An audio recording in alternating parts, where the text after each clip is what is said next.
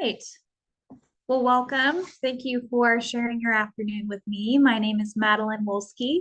I'm the director of the Illinois Small Business Development Center at Champaign County Economic Development Corporation, and I am thrilled to present today's webinar, Writing Your Business Plan. A couple of household things before we get started. We have a chat that I'm going to encourage you to utilize. Please feel free to pop in questions here during the presentation, just so you can kind of get them out. Don't have to worry. They might be answered during the presentation, but I will be addressing all questions after the presentation. So we're going to have about 10 to 15 minutes at the very end to go over anything and answer any questions that you might have, but please feel free to utilize the chat to get those questions in. Great. And just as a reminder, this presentation is being recorded, and after the presentation, Jordan Landeck, my colleague, will be emailing you all the recording along with all of the resources that we're talking about today and a copy of the presentation. So please do not write down this presentation word for word unless you're really into note taking, and know that it is going to be sent to you after the presentation. So without further ado, let's get started. Let me move my Zoom stuff. All right, so welcome. At the Illinois Small Business Development Center, we're actually an organization that is here to help support you and your entrepreneurial dreams. We're here to support you confidentially and at completely no cost. But how we support you is basically however you want to be supported. So depending on where you're at in your business journey, be it researching, writing that business plan, growing, getting customers, and maybe closing your business, we have the expertise and resources to help you every step of the way. So I'd mentioned that it's confidential and completely no cost, and we're very pleased that we can provide that thanks to funding at the federal level and state level. So a huge thanks to our sponsors and funders and partners at the SBA, so Small Business Association, to the Illinois Department of Commerce and Economic Opportunity, to our host organizations, Champaign County Economic Development Corporation. And then also we have partner offices. So in addition to this general business advising and assistance that I'm able to help provide you, we also have two partner organizations that really complement the services we provide. So we have the International Trade Center, which is fantastic if you're wanting to export or import items for your business. We also have the Apex Accelerator, which can help you get minority business enterprise certification, navigate government contracting, and how to assess and access bids online. So it's very much a holistic and comprehensive amount of resources that we have that, again, are provided at completely no cost to you. So big thanks for what we're able to do with our partners and with our sponsors. So let's go into today's workshop. So we are going to start with clarifying the purpose and objectives of your business plan. We're then assessing your plan's needs. So what exactly should we be putting into it, depending on what you need? We're going to outline the components of a traditional comprehensive business plan. We're then going to explore different types of business plans. And lastly, we're going to select the right tools to write your plan. So a lot of stuff going on today. We're very much focusing on the breadth of business plans and not going into anything specifically nitty-gritty, just because a business plan is very much customized to the person writing it. So we're just giving you a general understanding of the different components, and I really encourage you all to be following along while you're home, writing down notes, maybe answering any questions, so you can kind of determine how we're going to be creating your business plan. I will say, if you've attended this workshop previously, this is kind of a new version of it. So I'm pretty excited, and we're going to learn a lot more things. So When we are writing our business plan, where exactly in the phases of starting our business should this be in?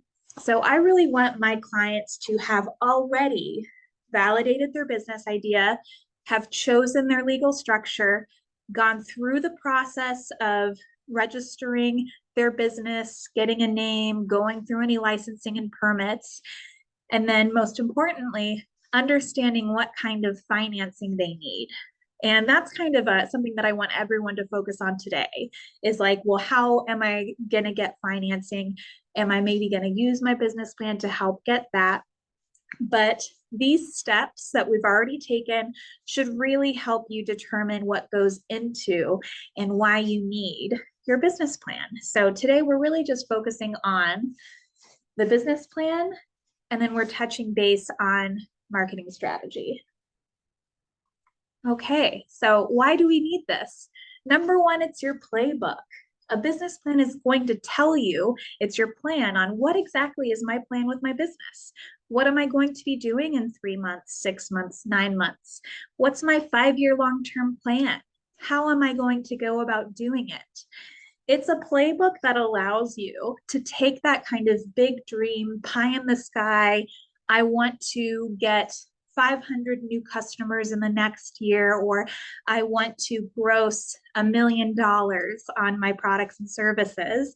And it breaks down those big goals and gives you that step by step. How am I going to do it? What are my resources to do it? What do I maybe need to do it? And outlines it in a way that makes sense to you and anyone who maybe need to read it. So it's your playbook. Next, it's a dynamic, growing document. I really like to encourage individuals. Your business plan is not just a one and done.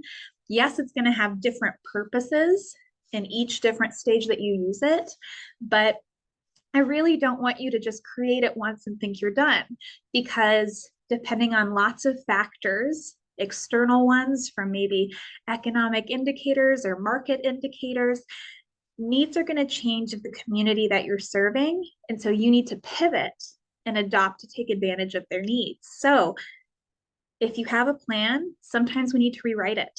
And that is normal and that is expected. So this is something that we'll be going back to while we're kind of in the life cycle of our business. And lastly, and most importantly, most people need business plans because it's required by anyone who is a potential source of funding.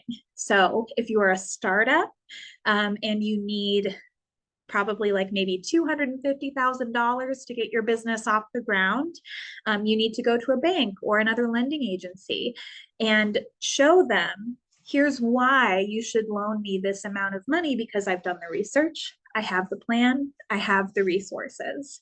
So that business plan, that formalized one that we'll talk about a little bit later, is absolutely required by anyone who's a potential source of funding. Okay. So once we kind of figure out, okay, the value of our business plan, a big component is classifying or clarifying the primary purpose of your business plan. Why are you writing it? Is it for internal planning? Is it for attracting investors, securing loans, or is it something else? A big way of getting started, or a big component of getting started, is ensuring that you're setting clear objectives and goals for your business plan, ensuring that it aligns with your overall business strategy.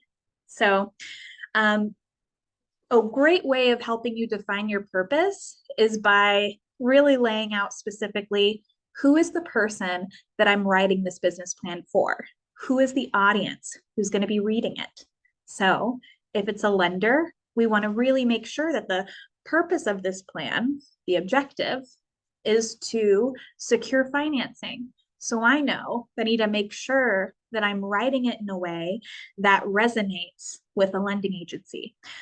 Or if I'm writing it for maybe an internal use, this is for my team members, or maybe I'm expanding my company and my operating plan for this new expansion needs to be conveyed to members of my team. I then need to make sure that the language that I'm using and what I'm outlining in my plan directly addresses questions that they might have.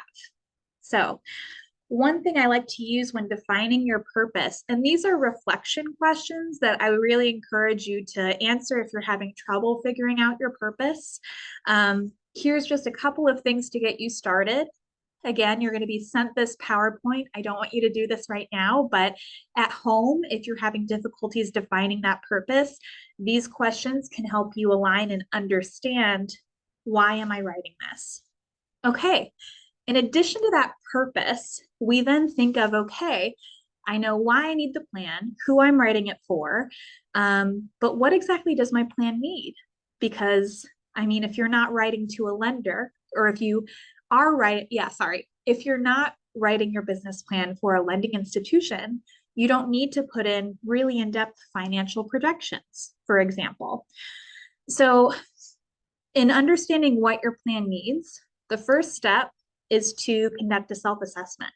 Where am I at in my business journey? Am I a startup? Am I expanding? Am I a mature business who wants to sell it? Because where you're at is really going to depend and really dictate what your immediate and long-term needs are. Another question to help you kind of understand this is understanding what are your funding requirements and growth strategies. For example, if I need $250,000, how am I going to utilize that 250 in a way that I can track and has growth in the long term? What exactly am I going to need once I get that $250,000? What are the resources or the personnel or the specific items that I need to produce a product in order to grow? And lastly, I want you to consider how external factors impact your plan needs. And so external factors are things that can impact your business that are outside of your control. So consider market trends, industry dynamics, and competitive landscapes when you're evaluating what you need. So oftentimes I might see existing businesses write a new business plan because there's several new competitors that are in the business landscape surrounding them, and they need to really understand the difference between what they're providing to their customers in comparison to the competitors. So that's really going to determine what your plan needs. And again, if these questions you're kind of like still a little stuck, I have a needs assessment exercise that you can do when you're at home to help you really lay out the specific goals and objectives. So it's very much combining that, okay, first off, why am I writing it? What is the goal of my business plan? What is this for? Combining it with the audience. Who is it for? And then lastly, looking at the resources and where you're at in your business. And so those are the three components. They're going to help you determine your business plan's purpose. Great. And again, if you have any questions, pop them in the chat. I'm going to address them at the end of the presentation. So that is my kind of way of determining your business's purpose, its goal, and who's reading it. So kind of the first steps of getting started. We're creating that foundation. So now that we know the purpose of our plan, what's going to be in it? What needs to be in it? So these are the 10 business plan components that we'll see in these traditional business plans. And when I say traditional business plans, we're talking about the stereotypical, like really thick, very formal, 50 to 100-page plan that kind of you imagine in your mind as the big scary thing. It doesn't have to be that scary. But again, this is kind of that comprehensive business plan and all of the different components that are traditionally within it. Keep in mind, based off of your business plan's purpose, you may not need all of these things, but we're still going to go over them today. So let's get into it. And so when we look at the business plan, a lot of individuals try starting in chronological order. I really don't encourage that. Similar to writing a paper in high school or in school, wherever you're at, You don't want to start with the introduction because you haven't written the body yet. Your executive summary, this first component, summarizes everything else in your plan. So I really encourage you to start off with the business description and then keep the executive summary at the very end. So what goes in the business description? This point is really to help you help others understand what your business is doing and how it got there. So depending on what your business provides, you're gonna basically include basic business history. So, and this is very much kind of that dry language of how you got started, what is the industry that you're in, is this a new business, old business? Give us all those juicy details. Talk about the physical description or virtual if it's an online business needs. So what exactly do you need in order to produce your product or service? The next component of this is going into detail in your products and services. So this is where you really get into the details of talking about specific goods, merchandise, pricing. How are your products sold? What are you planning on doing? How are they delivered? Give us more information. Commonly, I see a lot of individuals get a little bit tripped up because they might provide a service that has lots of different components. And they're like, Madeleine, this is so many words. I feel like it's really going to trip up anyone who reads this. But I want you to really elaborate and be very specific when we go into this section. So for example, for like a car detailing business, I don't want you to say general cleaning services. I want to see tire detailing, waxing, undercarriage cleaning, specific shampoo packages that you might have. But I want to know every single service instead of the generality what you're providing. One other component of this section that you may want to include, if it's relevant, is your mission, vision, and values, especially if you're a service-based service-based business, or if you serve a specific community or audience. This is where you would talk about kind of why you're doing this, how you plan on accomplishing your mission, and what are any related values. Great. Moving on, market research. One of my favorite parts of the business plan, but market research is essentially the proof that your business will be successful. Much like doing anything, we want to create a foundation of research and ensure that our business is going to succeed. Because no matter how great of a business person we are, or how great of an idea that we have, if there isn't a demand in customers, if it's not a good industry to be in, or if there's maybe tons of other competitors, it's not going to get off the ground. So we need to do research in establishing essentially the viability, the success of our business. We want to reduce risks. We also want to do market research to identify trends. What can we capitalize on? But this is a large section of your business plan that essentially just provides that trust to anyone reading it that you are an expert and you know your stuff. So there's 3 different types of market research that you're going to be going into. Number 1 is industry research. And I like to think of market research as a large bullseye. So industry research is the largest section, and that's external influences on your industry as a whole. So not looking at competitors, but for example, if you are a restaurant, an external influence that would affect your industry would be inflation. How many people are able to afford going out to eat right now? Another factor could be, it was the pandemic. Really changed how people went out to eat. It also affected supply chain issues.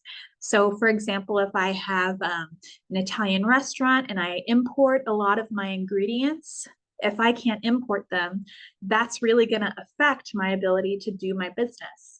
I really like this. Think of it as who are the biggest public competitors?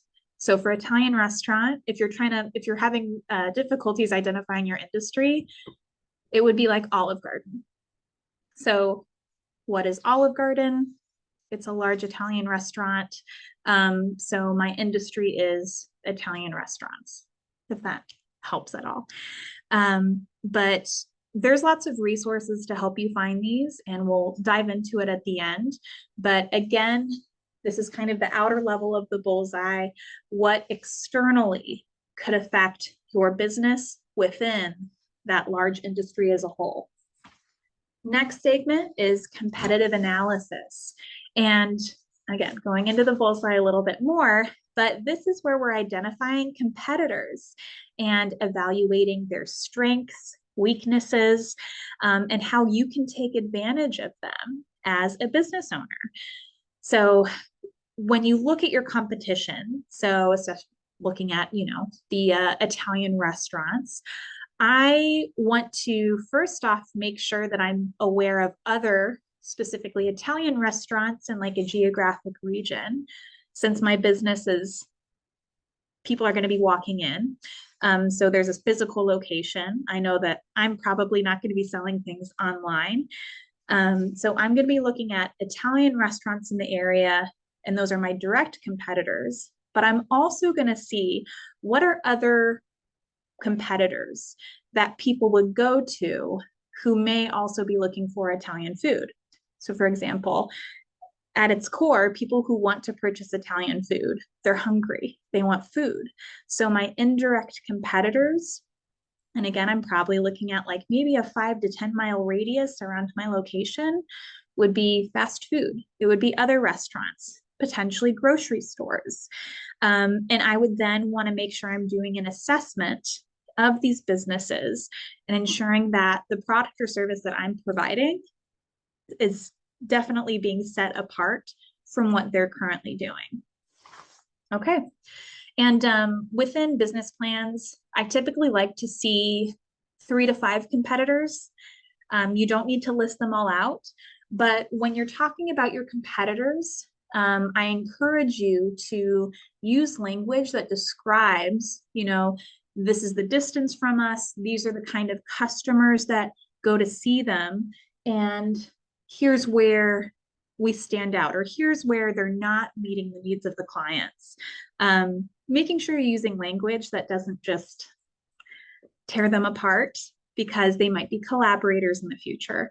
But doing essentially just an analysis, a description of the business, what type of customers they're serving and how they might also be your customers, and then what really sets you apart from what they're doing. The last component of market research is customers. So you can essentially look at and use tools and databases to see, okay, how much realistically will people in the Champaign-Urbana area pay for Italian food on average per month? There's tools to help me find that out. I can also see if maybe the location that I'm looking at for my business isn't viable, or potentially people spend more money in one district versus another. I also want to have a good idea of how many potential customers could I have. So like how many people within Champaign-Urbana love Italian food, or I might even see if I want to go a little bit more niche, maybe a vegan restaurant, how many people in this area identify as vegans. I can find out that information using some powerful demographic targeting databases. A lot of these are determined by location, but even if your business doesn't have a physical location, there's tools for you to use to help you identify any of those online customers that you want to kind of capture and identify. Customer research is also fantastic because it helps you understand what are some trends coming out. What do my customers want to see a little bit more of? So like for my Italian restaurant, I'm going to take advantage of how more people are not going out to eat. And if they are going out to eat, it might be a takeaway option. So I might make sure that my restaurant has a really easy to go area. and it might have online ordering just to take advantage of the demands of my customers that I know because I researched. Within this section, I usually want, if you have a physical location for your business, to go into, again, kind of that bullseye model, give me an understanding of the general demographic of an area. And this is all information you can cut and paste from databases online. So don't get worried. It's actually very easy to do all these things as long as you know where to look. But give me information about the general location, and then talk to me about specific customer segments. Who exactly are you serving? How many of those people live in this area? What, again, is the amount that they're going to pay on something? But a lot of this customer research, it not only does that kind of final, very specific validating your business, but it also sets you up for your marketing and sales plan. Because once you know who exactly is your customer and how many of your customers are in a specific area, then you can create a very solid data-driven marketing plan. So I have kind of an image from MailChimp's new campaign with the company Breakfast for Dinner, which started in Champaign. Now they're in Chicago, so exciting business. But they have this really great image called the Clustemer. And you can kind of see the amount of different people within that ball. They're very different. They look like they're interested in different things. They're different ages, different identities, different spaces in their life. And you can absolutely make the assumption that each of those people find out about services and products differently. So for example, if there's a older person in the middle with glasses, I'm probably not going to advertise to them the same way I'm going to advertise to that trendy younger person sitting right next to them. I'm going to advertise to them in two different ways because realistically, they research differently. If I'm trying to find an Italian restaurant, I might just go on my phone and search Italian restaurant near me.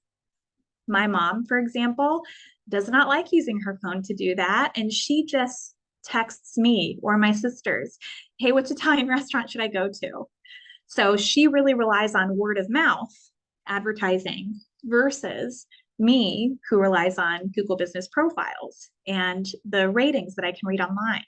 So because you're going to have these different customers, and due to the research that you did within that market research, you can really identify the specific types of people who you can see coming into your business, and then create a marketing plan that addresses how they research or find out about your product or service and how you're going to take advantage of that. So that's why like a lot of these things kind of build off one another within your business plan, which is very exciting.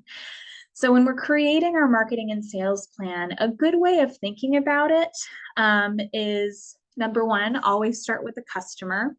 And then two, identify what about your product or service is going to be really unique and appealing to them.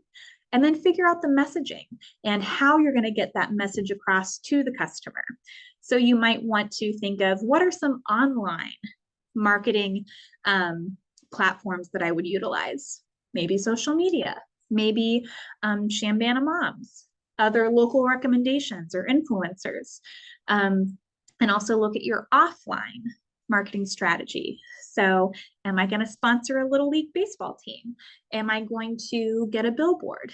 Am I going to put flyers or mail in flyers at individuals' homes? And once you kind of determine how you're going to target those different types of customers, you can then identify what is my budget? How am I going to utilize that budget? And what's my timeline? This is probably the second most important part of your business plan, in my opinion. First one being the financials, because this is how you're going to be attracting and also retaining your customers. And I've found that a lot of business owners' plans that I read really don't focus on this enough. And they're also not planning on outsourcing. But I really want to drive it home. If you build it, they will not come. So we have to be very strategic and breaking down each step very specifically and how we're going to increase audience awareness, get them on our side, and then get them to purchase our products and then retain them as a customer. So, marketing and sales plan. After that, this is the resume section of the business plan. I want to know about you, the founder, and the key personnel and team that's going to make the magic happen. So tell me more about your background and experiences. You might want to add in the appendix, so at the very end of the business plan, a copy of your resume and other resumes of the individuals who are maybe your partners or working with you. If you don't have everyone hired yet, I also want to know who are, what exactly are these positions? What are you looking for in the position? Do you have an idea of who you're going to hire for them, or what's the qualifications that you're looking for? One thing that I also want to encourage you, especially if it's a startup, are you using friends, family, or peers as resources to help you in your business? So for my Italian restaurant, if I don't have a bar background, but one of my good friends is a very experienced bar manager, I'm going to list them here as a consultant if they've been generous enough to provide me with that resource. But they are absolutely going to be someone who is going to help me succeed in my business. So I want to make sure that using them as a resource is documented. So once we have outlined our people and their background, we then can go into the operational plan. So again, this may not be so relevant to a lot of businesses, but this is really where we are kind of going into the day-to-day business of running our business. So how are we making our products? How are we delivering our services? What is included within our facilities or equipment? If we are creating a product, how do we get the materials to create the product? There has been some confusion in the past about, okay, well, Madeleine, what's the difference between this and the business description in the very beginning? So the business description provides an overview of the company, an overview of the products and services, target market, everything else.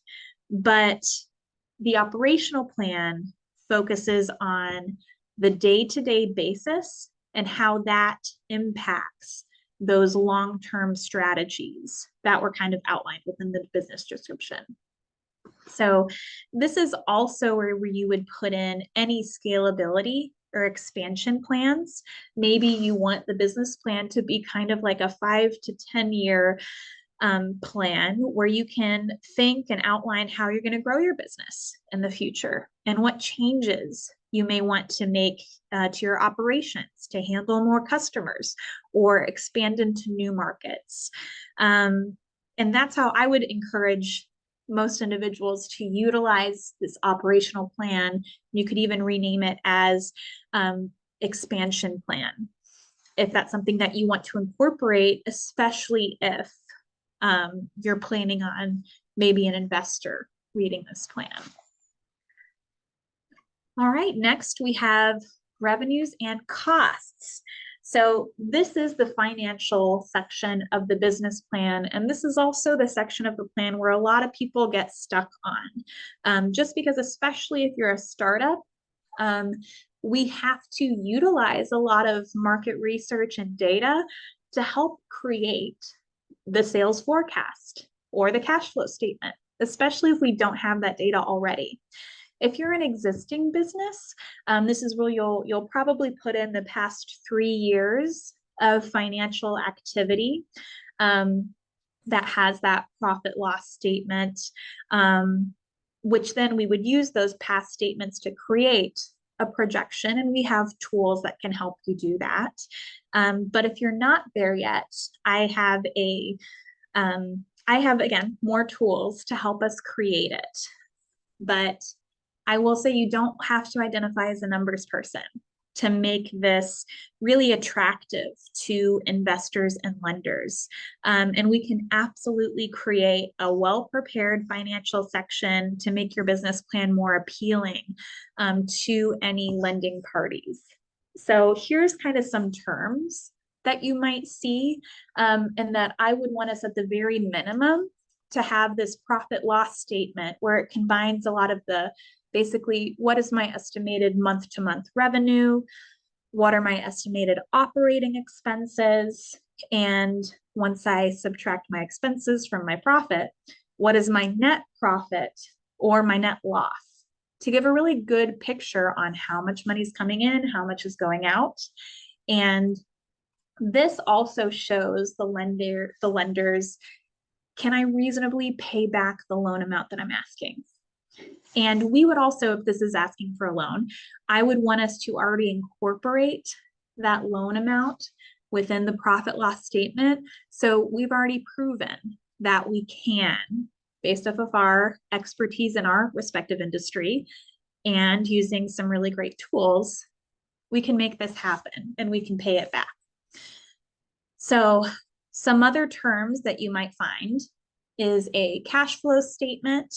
And again, this just helps you see how much money is coming in, how much is going out, a balance sheet. So, and they also, if this is your first time you're getting a loan for your business, we also want to put in your personal financial asset information that then the lender would most likely use as collateral. So how much do you own to match up against this loan if we're not able to pay it back? Give us an understanding of your own personal financial health. We will definitely give a narrative, so like a paragraph or two, kind of introducing some of these sections where we detail how we got it, and why it's relevant, and maybe how we came up with these numbers. And you also might even have, depending on how you're using your plan, an exit strategy. So especially if you're getting investors, you have kind of an untraditional lending situation, this will outline our plan for repayment. So yes, it can be intimidating, but it doesn't have to be, with some help from the SBDC and some resources that we have. All right, financing. So after kind of all of that information, I really want us to put in an ask. So an objective, kind of. So taking information, remember when at the very beginning we outlined why are we writing this? We're popping that in our plan, especially if we're writing this for lending. Being very explicit and almost reiterating, how much do we need? How are we using the funds? And what is our timeline for using them and how they're going to benefit our business? So if I'm buying equipment, I can say, hey, so with this equipment, we're actually going to be able to increase our production numbers by X amount, which then allows us to serve X amount more customers, increasing overall satisfaction and meeting demand in the area. You can do something fancy like that. But we definitely want to be explicit with that ask. And almost at the end. So your conclusion and appendix.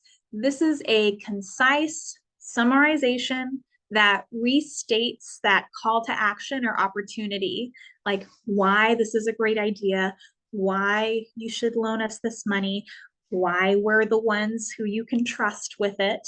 And then it has your appendix at the very end, which is any additional documents, resumes, contracts, legal documents, additional financial statements that you want to include on there. It's pretty straightforward. And once you've created your conclusion, then you can finally go back to the beginning and write out your executive summary. And so when you're writing your executive summary, it's the best way to do it is essentially look at each component of your business plan, see if you can summarize it in 2 or 3 sentences. It'll be hard, but I'm more than happy to help, and I have full faith that you'll be able to do it.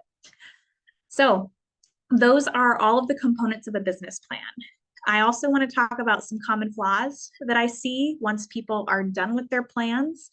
So the largest ones are financial flaws, especially if it's like they don't have enough financial information, or they're not being realistic in the lending amount that they can reasonably get from an institution. Maybe they're not wanting to see factors that would make financing hard. If they have really bad credit, if they don't have collateral, if they don't have 10% of what they're asking. And the most common flaw I see is a lack of support that actually states the company will make money. That's kind of what we get with the profit loss statement. But it's really surprising once you do a lot of these numbers, and especially if you're also in a kind of you're not sure if your business will make money yet. We'll start with the projected profit loss statement to determine that before doing anything else. Because again, most important thing, is this going to be a feasible and viable business? Will we be making money? Other issues might be if the business owner isn't being aware of any sort of legal restrictions or physical or market restrictions. So external factors that might influence their business. Sometimes when you're looking at competitors for your industry, you might have to get a little bit creative. I have a lot of individuals who are makers, they're artists, they create products and services, but they also have to be aware and they need to put in their business plan that, hey, I'm competing with all of the other places online that people are able to get similar items from, in addition to local artists. So is the competition too high? Is the market saturated? We'll look at that as well. And lastly, really assessing the realistic components of their customers. Do they not have a really solid marketing plan? Do they not know who their customers are? Is it too broad, too general? Do they not have a plan to retain their customers? So, most common flaws that I really want you just to kind of stay aware of. So, now that we know kind of the different components, let's pick out the right plan that's best for us. So again, this will be emailed to you. I'm also going to show you some resources that will be emailed. So the traditional plans, those are the really thick ones for comprehensive, and those who are seeking funding. So let me pull up my example and do a nice little fresh share. So this is an example of an Italian restaurant from one of our online resources called Live Plan. They have over 500 business plan examples, which I like starting with a business plan example to get a good idea of what other people are putting in the plan. But you can see this is 43 pages long. There's a lot of different components to it. It goes through all of the different components that we talked about. But this gives you an example of what that looks like. And again, if you're a client or if you want to become a client, you'll have access to this resource to find your own business plan example that is relevant to your industry. So this is an example of that very formalized plan that you're going to use if you're seeking financing or funding.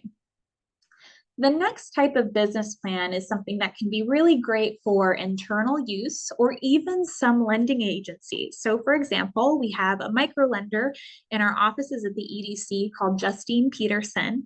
They're a nonprofit and they specialize in loans up to $50,000, but they really only require you to have a one-page business plan. So this is the same business that you can see in kind of the formalized one, just so you can see the difference. But this really just takes the highlights out of each section.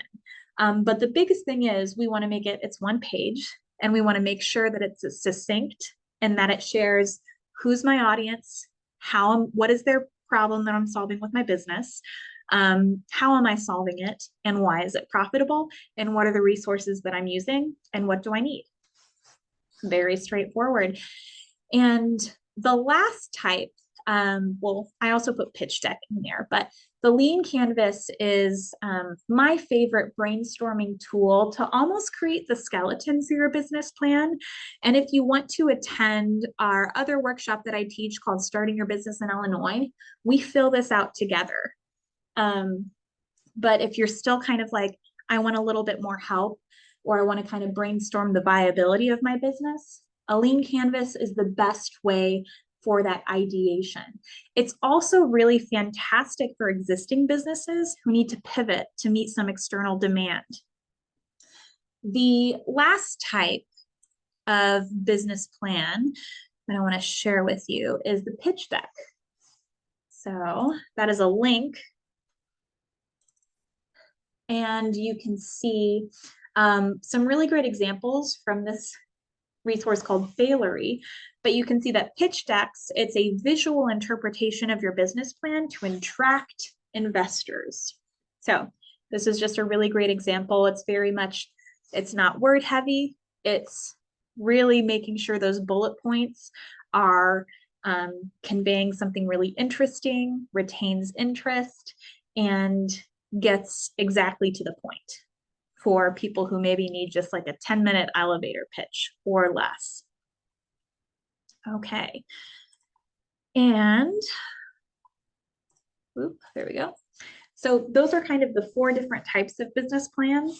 Again, we really just focused on the traditional, but all of the different components we went through feed into these other types of plans. But if you're just getting started, I really recommend starting with the lean canvas, and then depending on the purpose of your plan, moving along from there, just so you kind of have that skeleton to build off of.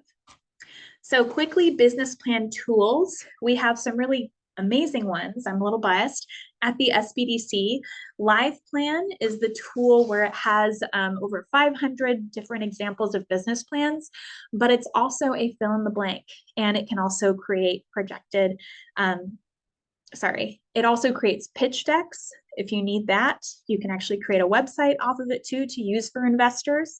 And it's a really great resource, especially if you're kind of motivated to do a little bit of self-learning. Profit Sense is a resource to really help you create that financial analysis. And then the other biggest tools are going to be at the Champaign Public Library. You don't need a library card to use them, just go into the library.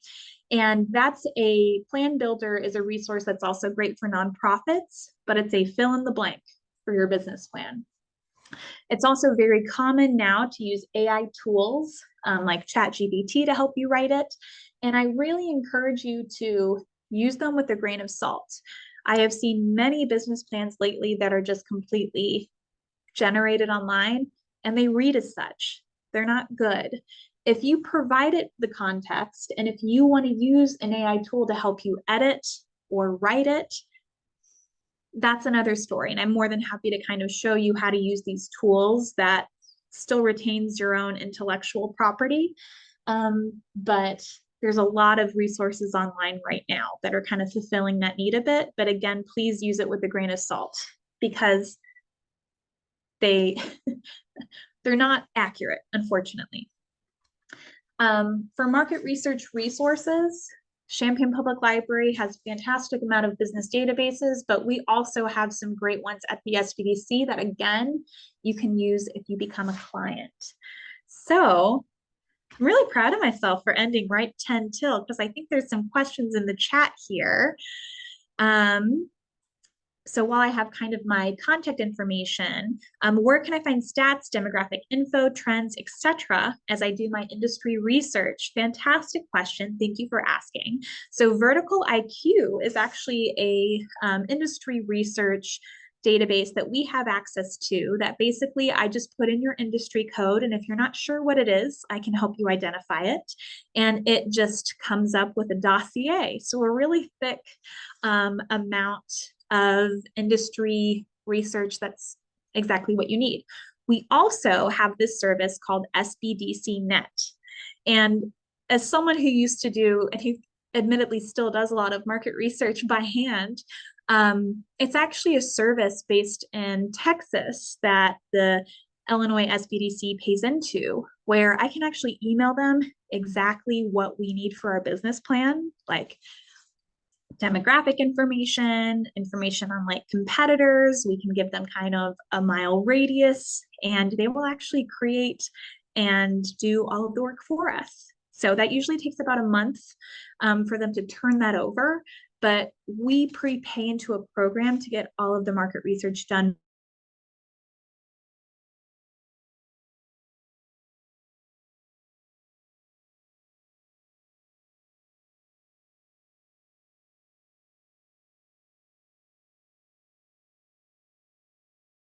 and go on one of their computers, you can access all of those. Okay. But I really encourage you just to send me an email, and that's mw@cusbdc.org, and we can get you started on some really quality market research for your plan. The other question was, will we receive a template? And yes, thank you, Jordan, for answering that. So we not only have a template for a more formalized business plan, and this is a template used by LivePlan, I also included a template for the one-page plan. And again, if you want to do kind of the lean canvas, register for one of our Starting Your Business in Illinois workshops, and you'll receive instructions on how to, well, the workshop will give you the instructions on how to fill it out, and you'll also get a copy of that PDF. Yeah, you're so welcome. But I hope that this was a kind of a good writing your business plan introduction, but really it's such a personalized experience because your business is one of a kind. The need that you'll have for your business plan is going to be different from anyone else's. And because of that, I really want to encourage anyone who's in the process of writing their plan to become a client. And if you're a client of the SBDC, you're available to just kind of have one-on-ones with me and utilize all of the amazing resources at no cost to you because we are a grant-funded program. Great. Yeah, a link for Starting Your Business in Illinois workshop. We can absolutely send that in the email that we send with all of these other workshops. And if you also, fantastic, and Jordan's going to include that in the follow-up. Great.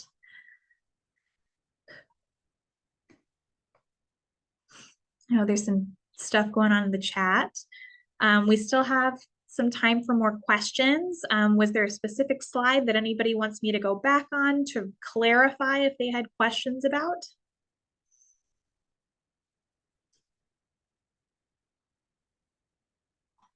All right.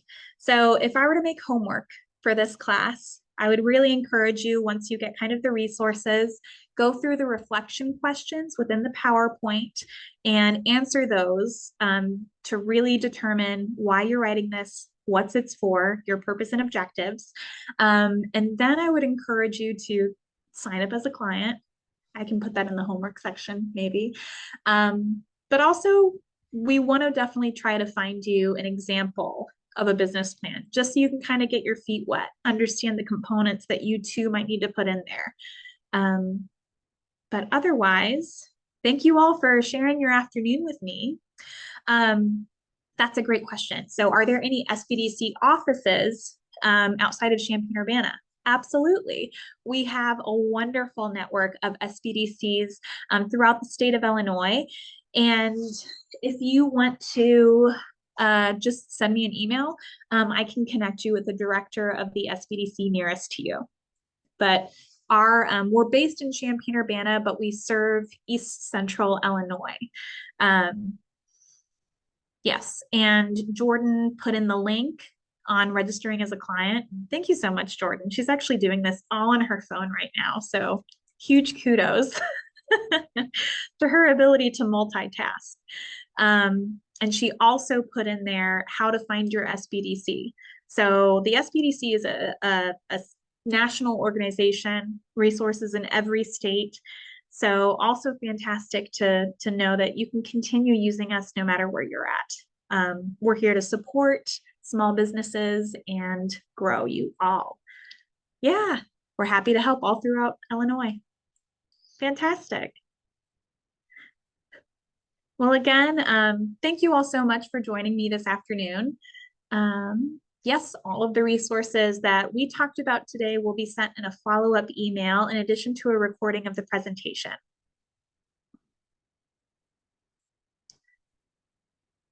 Hang out here for one more minute. But I hope that everyone here at least gets some time to enjoy the amazing weather outside and may live vicariously through you if you're able to do that. But in other words, thank you again for joining us and have a wonderful rest of your day. Bye.